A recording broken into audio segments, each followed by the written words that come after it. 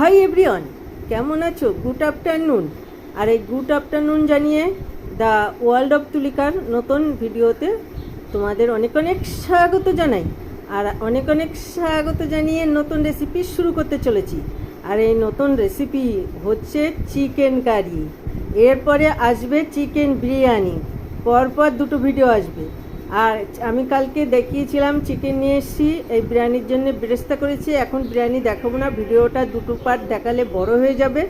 এখন দেখাচ্ছি chicken curry.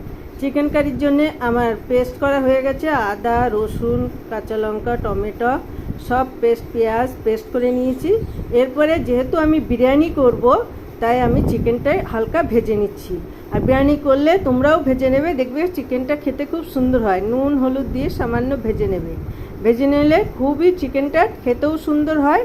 আর ওপরে একটা ভাজা থাকে বিরিয়ানিতে, সেই চিকেনটার খুব টেস্ট বাড়ে।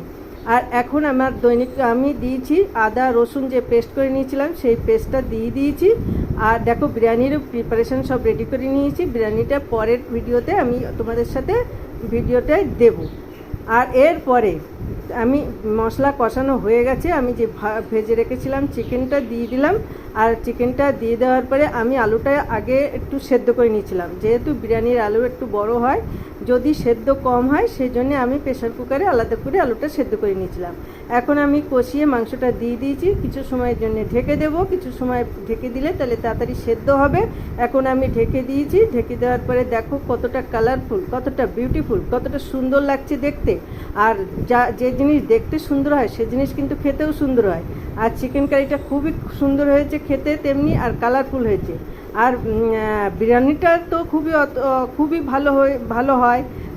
জানি না, আমার ছেলে মেয়ে আমার হাতের বিরিয়ানি খেতে খুব ভালোবাসে, যার জন্য মাঝে মাঝেই প্রায় মাসের ভেতরে 2-3 বার রবিবার করলেই বিরিয়ানি করে থাকি। আর বিরিয়ানিটা মোটামুটি করা এখন শিখে গেছি সুন্দর।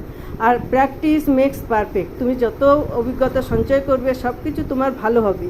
তাই সবসময় চেষ্টা করো যেটা অজানাকে জানার, আর সবসময় নতুন কিছু করার চেষ্টা করো, তাহলে সব ভালো লাগবে, এগিয়ে যাবে।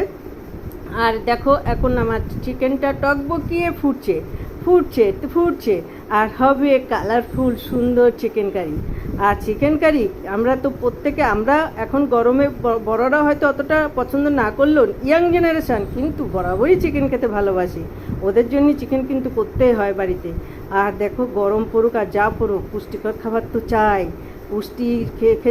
পুষ্টিকর খাবার খেতে গেলে মাছ মাংস আর ডিম, এই তিনটে তো আর বাদ দেওয়া যাবে না। তাই সব রকম রান্নাই আমাদের করতে হয়, আমরা যাতে আমাদের